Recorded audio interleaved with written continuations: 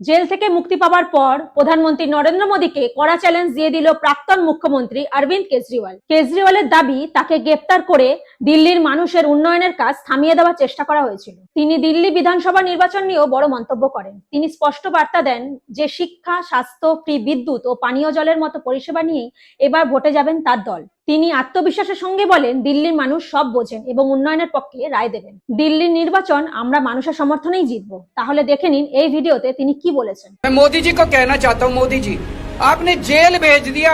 एक समय ऐसा था जब आम आदमी पार्टी के सबसे टॉप के 5 नेता जेल में थे एक साल, उसके बाद भी केजरीवाल का कुछ नहीं बिगाड़ सके। अब तो एक ही तरीका बचा है मोदी जी केजरीवाल से निपटने का, केजरीवाल का कत्ल करवाना पड़ेगा, केजरीवाल की हत्या करवानी पड़ेगी। उसके अलावा अब केजरीवाल आपसे संभलने वाला नहीं है। केवल प्रधानमंत्री मोदी जी की और अमित शाह जी की सत्ता की हवस का नतीजा है जो ये षड्यंत्र रचा है।